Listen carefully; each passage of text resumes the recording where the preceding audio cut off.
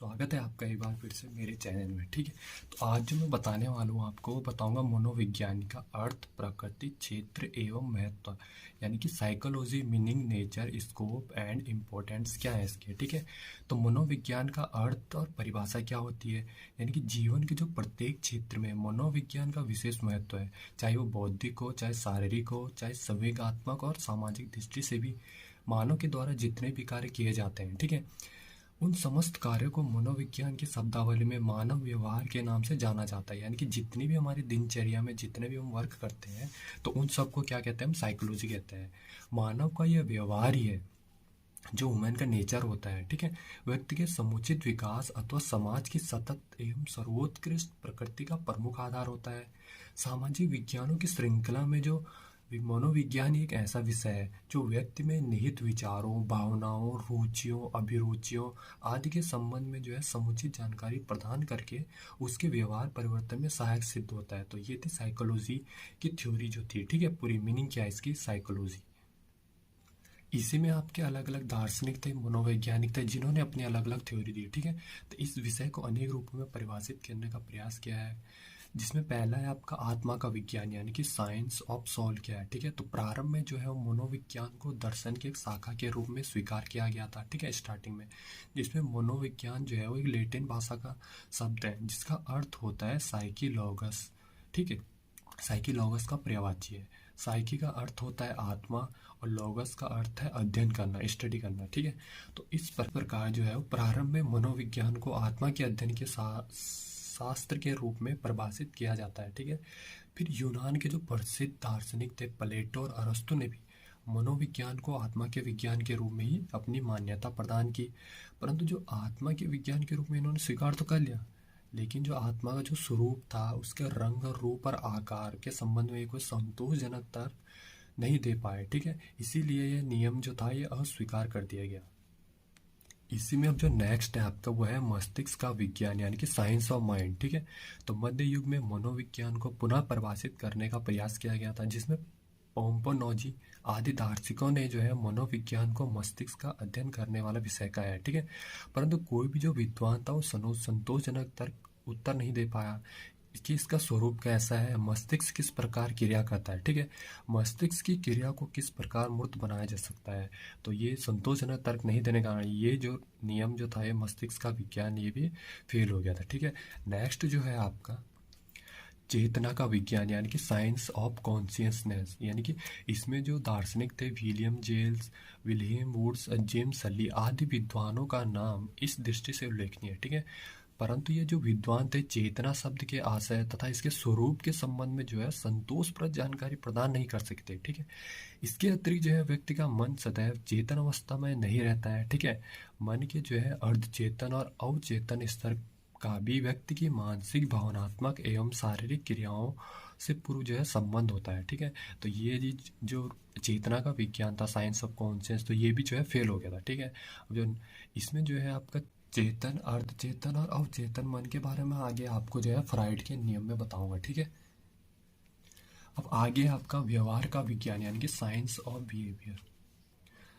अब है आपका व्यवहार का विज्ञान, यानी कि साइंस ऑफ बिहेवियर। ठीक है, तो 20वीं सदी में ही मनोविज्ञान को अध्ययन को कई रूपों में परिभाषित किया गया था। ठीक है, जिसमें व्यवहारवादियों के अनुसार जो है मनोविज्ञान को व्यवहार के विज्ञान के रूप में परिभाषित किया गया था। ठीक है, वुडवर्थ के अनुसार सर्वप्रथम जो है मनोविज्ञानी ने अपनी आत्मा का त्याग किया, फिर मस्तिष्क का त्याग किया, इसके उपरांत उसने अपनी चेतना का त्याग किया और अब व्यवहार के स्वरूप को अपनाया है। ठीक है, तो इसमें कुछ थ्योरी है, कुछ मनोवैज्ञानिकों के, जिसमें वॉटसन ने कहा है कि मनोविज्ञान व्यवहार का सकारात्मक विज्ञान है। स्किनर ने कहा है कि मनोविज्ञान व्यवहार और अनुभव का विज्ञान है। काल्सनिक ने कहा कि मनोविज्ञान जो है वो मानव व्यवहार का विज्ञान है। अब जो आगे है आपका वो मनोविज्ञान की प्रकृति है, यानी कि नेचर ऑफ साइकोलॉजी। ठीक है, तो जो साइकोलॉजी है वो 16वीं सदी में इस फिलोसॉफी से अलग किया गया है जिसे, और इसके फादर हम बोलते हैं साइकोलॉजी के फादर अरस्तु को कहते हैं। ठीक है, तो ये आपके सीटेट में भी पूछा जा सकता है। ठीक है, कि बताओ कि साइकोलॉजी और फादर ऑफ साइकोलॉजी कौन है, तो अरस्तु है इसके। अब मनोविज्ञान की जो प्रकृति है वो वैज्ञानिक इसलिए कही जाती है, क्यों कही जाती है? क्योंकि मनोविज्ञान के जो विज्ञान के निम्नलिखित जो है ये तत्व पाए जाते हैं, ठीक है। तो पहला आपको वैज्ञानिक विधियाँ यानी कि साइंटिफिक मेथड्स। किसी भी विषय को विज्ञान तभी कहा जा सकता है जब उस विषय की अध्ययन विधियाँ वैज्ञानिक हो। मनोविज्ञान की जो अधिकांश विधियाँ हैं वो वैज्ञानिक है। मनोविज्ञान की समस्याओं के अध्ययन में प्रयोगात्मक विधि के अतिरिक्त निरीक्षण विधि, सांख्यिकीय विधि, गणितीय विधि, मनोमिति विधि आदि का प्रयोग किया जाता है, ठीक है। तो मनोविज्ञान की जो समस्याओं का अध्ययन है वो अध्ययन जो है वो वैज्ञानिक विधियों से किए जाने के कारण भी जो है मनोविज्ञान की विषय सामग्री क्या होती है, वैज्ञानिक है। और यह विषय क्या है, विज्ञान है, ठीक है। तो पहला आपका साइंटिफिक मेथड हो गया, ठीक है, वैज्ञानिक विधियाँ। नेक्स्ट है आपका प्रमाणिकता यानी कि वेरीफाइलेबिलिटी। यानी कि प्रमाणिकता में क्या है कि किसी भी विषय को विज्ञान मानने का जो दूसरा प्रमुख तत्व क्या है, प्रमाणिकता, ठीक है। और मनोविज्ञान की विषय सामग्री प्रमाणिक है क्योंकि इसकी जो समस्याओं का अध्ययन है वो क्या है, वैज्ञानिक विधियों के द्वारा किया जाता है, ठीक है।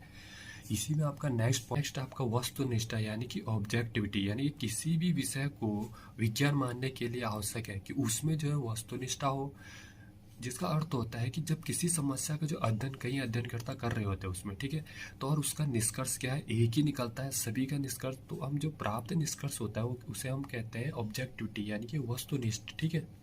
मनोविज्ञान की समस्याओं और संबंधित घटनाओं का जो अध्ययन है उसके साम्य रूप में ही किया जाता है और अध्ययनकर्ताओं के परिणाम पर पड़ने वाले प्रभावों को नियंत्रित करके अध्ययन किया जाता है, ठीक है। आगे है नेक्स्ट पॉइंट आपका भविष्यवाणी की योग्यता यानी कि प्रेडिक्शन। तो किसी भी विषय को विज्ञान मानने के लिए उसमें भविष्यवाणी की योग्यता का होना भी आवश्यक है, ठीक है। भविष्यवाणी की योग्यता का अर्थ होता है कि किसी भी व्यक्ति के व्यवहार का अध्ययन करने के आधार पर यह बताना कि भविष्य में उसका व्यवहार कैसे होगा, यह भविष्यवाणी तभी पूर्ण हो सकती है, ठीक है, जब अध्ययनकर्ता जो है वो जब अध्ययन पूर्व रूप से क्या हो, वैज्ञानिक हो। अब इसी में आपका नेक्स्ट है सार्वभौमिकता यानी कि यूनिवर्सलिटी। यानी कि किसी भी विषय को विज्ञान तभी माना जाता है, ठीक है, जब उसके सिद्धांत और नियम सार्वभौमिक हो। यदि किसी विषय के जो सिद्धांत और नियमों का अध्ययन वैज्ञानिक विधियों के द्वारा किया जाता है ना, और ये जो सिद्धांत और नियम है प्रमाणिक हो, वस्तुनिष्ठ हो और भविष्यवाणी करने की क्षमता रखते हैं, तो वे निश्चित ही सार्वभौमिक भी होते हैं, ठीक है। क्योंकि जो मनोविज्ञान के सिद्धांतों और नियमों का अध्ययन जो है वो वैज्ञानिक विधियों के द्वारा किया जाता है और इसकी विषय वस्तु में प्रमाणिकता होनी जरूरी है, वस्तुनिष्ठा और भविष्यवाणी करने के गुण जो है पाए जाते हैं, ठीक है। इसीलिए इसके सिद्धांत और नियम क्या होते हैं, सार्वभौमिक भी होते हैं। नेक्स्ट जो टॉपिक है वो है आपका मनोविज्ञान का क्षेत्र यानी कि स्कोप ऑफ साइकोलॉजी, ठीक है। तो जो मनोवैज्ञानिक थे मनोविज्ञान के क्षेत्र के में व्यवहार के संपूर्ण क्षेत्र को सम्मिलित मानते हैं, ठीक है। और इसी के आधार पर जो है मनोविज्ञान का क्षेत्र अत्यंत व्यापक है, ठीक है, क्योंकि जहाँ जीवन है वहाँ व्यवहार है और जहाँ व्यवहार है वही मनोविज्ञान का अध्ययन क्षेत्र है, ठीक है। तो इसमें कुछ हैं जो आपके ये बता रहा हूँ मैं आपको कि सामान्य मनोविज्ञान यानी कि जनरल, जिसमें मानव जो हम है हमारे सामान्य व्यवहार का अध्ययन किया जाता है। असामान्य मनोविज्ञान जिसमें असामान्य व्यवहार का अध्ययन किया जाता है, ठीक है। मानव मनोविज्ञान जिसमें ह्यूमन के व्यवहार का अध्ययन किया जाता है। पशु मनोविज्ञान में पशुओं के व्यवहार का अध्ययन किया जाता है। शुद्ध मनोविज्ञान व्यवहारिक मनोविज्ञान है। बाल मनोविज्ञान है। समाज मनोविज्ञान जिसमें सोशल लिखा है, ठीक है। शिक्षा मनोविज्ञान, शारीरिक मनोविज्ञान है। औद्योगिक मनोविज्ञान, औद्योगिक मनोविज्ञान में आपको औद्योगिक से संबंधित जो है अध्ययन कराया जाता है। प्रयोगात्मक मनोविज्ञान है। व्यक्तिगत मनोविज्ञान है और ये नेक्स्ट लास्ट आपका मनोविज्ञान यानी कि परा, ठीक है।